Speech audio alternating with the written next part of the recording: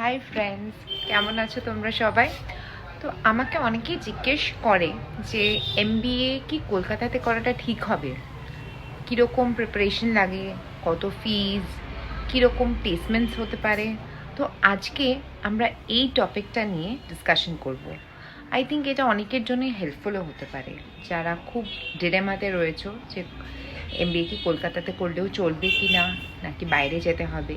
So আজকে B schools নিয়ে কথা হবে, আর আইআইএম ফার্স্টে আসবে না, এটা তো পসিবল নয়, বলো। আইআইএম ক্যালকাটা ইন্ডিয়ার ফার্স্ট আইআইএম, বাট হ্যাঁ, তোমরা যেটা বলবে I do agree with it. অনেক অনেক অনেক পরিশ্রম করতে হবে এবং দারুণ স্কোর্স আনতে হবে to get into IIM Calcutta. ওটা বাদ দিয়ে রয়েছে Xavier's business school, private but খুব রেপিউটেড, এবং ট্রাস্ট মি, ক্যাম্পাসটা খুব সুন্দর।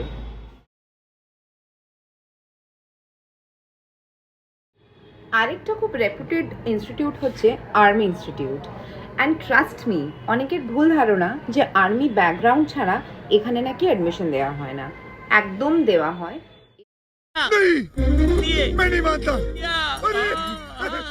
এবং প্রচণ্ড ডিসিপ্লিন লাইফস্টাইলের জন্য যদি তুমি রেডি হও, this is probably the college for you. তাছাড়া রয়েছে আইএমআই ক্যালকাটা, খুব ভালো কর্পোরেট এক্সপোজার পাবে তুমি ওখান থেকে। আরও রয়েছে NSHM, knowledge campus, budget friendly, industry exposure দেবে। আইআইএফটি রয়েছে, সো যারা তোমরা নাকি ইন্টারন্যাশনাল বিজনেসে ইন্টারেস্টেড, হ্যাঁ, তো তাদের জন্য আইডিয়াল ওটা। আর last but not the least, IIS WBM, নামটা একটু লম্বা, Indian Institute of Social Welfare and Business Management. ওটা আমারও আলমা ম্যাটার এবং কলকাতার ওল্ডেস্ট।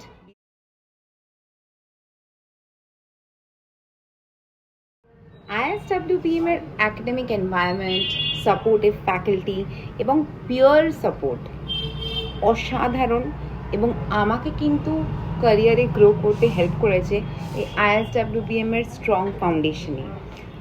আমি যখন পড়তাম 2016-18 ব্যাচ, তখন অ্যাকচুয়ালি ওটা সিইউ অ্যাফিলিয়েটেড ছিল, অটোনমাস হওয়ার কথা ছিল। আমি ঠিক শিওর নই যে এখন ওটা অটোনমাস হয়ে গেছে কিনা, বাট চোখ বন্ধ করে ইউ ক্যান ট্রাস্ট কলকাতার মধ্যে কিন্তু one of the most reliable B schools হচ্ছে আইএসডব্লিউবিএম। অ্যান্ড আমি নিজে পড়ে তারপরে তোমাদের এটা বলতে পারছি। আর এবার আমরা চলে আসি রিকোয়ারমেন্টসে বা কোয়ালিফিকেশনসে।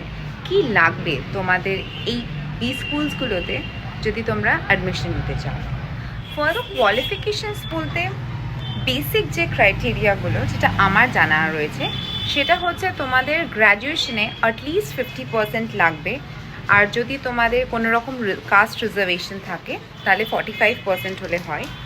তাছাড়া তোমাদেরকে যে কোনো একটা MBA entrance exam mostly clear করতে হবে। সেটা ক্যাট হতে পারে, ম্যাট হতে পারে, সি ম্যাট, জেভিয়ার্সের ক্ষেত্রে জ্যাট হতে পারে। আর্মি ইনস্টিটিউট, আইএফটির কিন্তু নিজস্ব এক্সাম হয়। অ্যান্ড কিছু কিছু ইনস্টিটিউট শুধু নিজেরাই জিডিপিআই করেও হয়তো অ্যাডমিশন দিতে পারে। জিডি মানে গ্রুপ ডিসকাশন, পিআই মানে পার্সোনাল ইন্টারভিউ। আর একটা বোনাস স্টেপ দিচ্ছি, যদি তোমাদের ওয়ার্ক এক্সপিরিয়েন্স থাকে, ওয়ার্ক এক্স যেটাকে আমরা বলি, সেটা যদি থাকে, দেন তোমার অ্যাডমিশনের ক্ষেত্রে এবং প্লেসমেন্টসের ক্ষেত্রে দুটোতেই তোমাদের একটু হলেও। এবার আমরা চলে আসি প্লেসমেন্টসে, বিকজ প্লেসমেন্টসটা নিয়ে সবাই খুব টেনশনে থাকো। सैलरी कितना लोगे भैया, डिस्कस कर लें।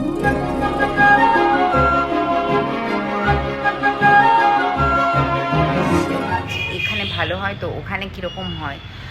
অফকোর্স আইআইএম ক্যালকাটা বেস্ট হয়, বিসিজি, গুগল, ম্যাকেনজি, সব কোম্পানিজ বড় বড় সবাই ওখানে আসে। 30+ প্যাকেজ তুমি আরামসে ল্যান্ড করতে পারো। আইএফটি, জেভিয়ার্স, ওগুলোতেও ডিসেন্ট কোম্পানিজ আসে, যেমন ইওয়াই, পিডব্লিউসি। আর যদি আইএসডব্লিউপিএমে আসি, যেটা আমার নাকি আলমা ম্যাটার, সেই সময় কিন্তু টপ এফএমসিজি কোম্পানিজ বলো, ব্যাঙ্কস বলো, market research companies like Nielsen, Kantar সবাই কিন্তু এসেছিল। Average package around 7 to 8 lakh per annum ছিল।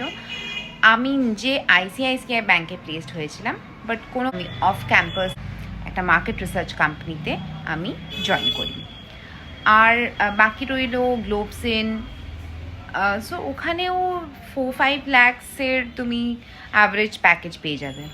বাট একটা কথা মনে রাখবে, যে কোনো এমবিএ প্লেসমেন্টসেই তোমার প্রত্যেকটা কলেজের একটা বাধা ধরা তো থাকেই, যে এত প্যাকেজ দিতে পারবে। But if you have the skill then sky is the limit. And বিশ্বাস করো, আমি এক্সাজারেট করছি না। সো এমবিএ কি রিয়েলি ওয়ার্থ ইট? তুমি যদি আমায় জিজ্ঞেস করো, আমি বলবো এমবিএ কিন্তু শুধু একটা ডিগ্রি নয়, এটা একটা এক্সপোজার, এটা একটা পার্সোনালিটি ডেভেলপমেন্ট, এটা একটা ইন্ডাস্ট্রি এক্সপোজারও বটেই। সো শুধুমাত্র কলেজের নাম দেখে করো না, জাস্ট একটা ডিগ্রি চাই বলে করো না, করো because you want to grow in life. তুমি তোমার স্কিলসগুলোকে, ম্যানেজমেন্ট স্কিলসগুলোকে এনহ্যান্স করতে চাও। 7 বছর কর্পোরেট লাইফের পরে একটু তো জ্ঞান দিতেই পারি। একটা রেজিউমে বানাও, লিঙ্কডইনে সুন্দর একটা ক্লিয়ার কাট প্রোফাইল বানাও, ক্রিস্প প্রোফাইল বানাও, নিজের স্কিলসগুলোকে এনহ্যান্স করো। পাওয়ার বিআই, এক্সেল, এমএস অফিস বা তোমার ট্যাবলু, পাইথন, আর এসপিএসএস এগুলো শেখো, সময় দাও। আর তার সাথে শুধুমাত্র কলেজের ইন্টার্নশিপের জন্য ওয়েট করো না, নিজেরাও ইন্টার্নশিপের অপরচুনিটিস খুঁজে নাও, যাতে মানে জানবে যে ক্লাসরুমেই সব কিছু শেখা যায় না, যতক্ষণ না real life industry exposure, corporate life exposure, on the field experience হচ্ছে।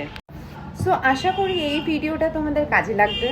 যদি আরও কোনো কোয়েশ্চেন্স থাকে প্লিজ আমাকে ইনস্টাগ্রামে ডিএম করো, ইউটিউবেও কমেন্টসে লিখতে পারো। আমি অফকোর্স চেষ্টা করব আমার বেস্ট নলেজ ওয়াইজ তোমাদের আনসার করার। খুব ভালো থেকো, বেস্ট অফ লাক তোমাদের এমবিএ প্রিপারেশনসের জন্য, অ্যান্ড সি ইউ আমার নেক্সট ব্লগে। আর হ্যাঁ, প্লিজ সাবস্ক্রাইব করো। Thank you.